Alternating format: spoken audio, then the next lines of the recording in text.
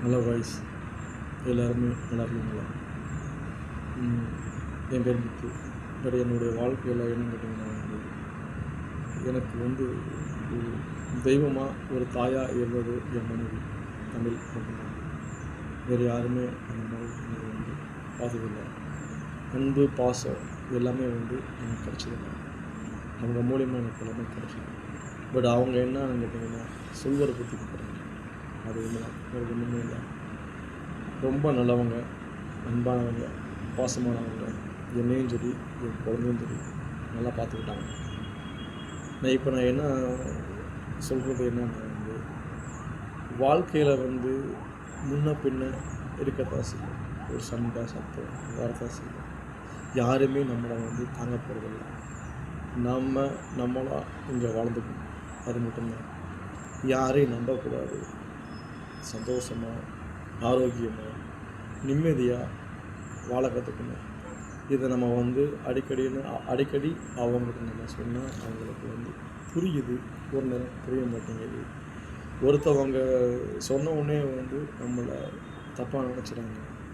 அது ரொம்ப தப்புங்கிறது அவங்களுக்கே தெரியும். தெரியாமலேயே ஒவ்வொரு நேரம் நம்மகிட்ட பேசுகிறாங்க. சொந்தம் பந்தம் எல்லாமே நம்ம யாரும் தாங்க போகிறதில்ல. ஆனால் சொந்த பந்தங்கிறது எப்படா இவங்க குடும்பம் கெட்டு போகும் அப்படின்னு நினைக்கிறவங்க தான் சொந்த பந்தம். இல்லை இவங்க வாழட்டும், நல்லா இருக்கணும், செய்யணும் அப்படின்னு யாராச்சும் நினைக்க மாட்டாங்க. நினச்சதும் கிடையாது. அப்படி யாரும் நினைக்கிற உலகமும் இது கிடையாது. அதனால் என் மனைவி பேர் தமிழ் செல்வி. என் தமிழ். நான் இந்த யூடியூப்பில் இப்போ தான் இதுதான் ஒரு வீடியோ போடுறேன். நானும் என் மனைவியும் சேர்ந்து நல்லபடியாக வாழணுங்கிறதுக்காக எனக்கு ஒரு ஆசீர்வாதம் மட்டும் பண்ணணும். அது போதும். அது நீங்கள் எந்த சாமியாக இருந்தாலும் பரவாயில்ல. நான் உங்களை மனசார நான் வேண்டிக்கிறேன்.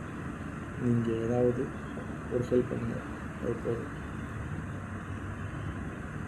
திருப்பூர் அம்மாவளத்தில் தான் என் மனைவி இருக்காங்க. என் மனைவியை இன்றைக்கி கூட நான் போய் பார்க்க முடியும். ஆனால் போகிற இடத்துல ஏதாவது ஒரு பிரச்சனை பண்ணுவாங்கிறது தான் எனக்கு ரொம்ப கஷ்டம். பிரச்சனையை நான் நேரில் பார்த்துருவேன். அது எனக்கு பிரச்சனை கிடையாது. இருந்தாலும் என் மனைவி ஏமாத்துறவங்கள நம்புறவ. அதனால் அவளை எப்படியாச்சும்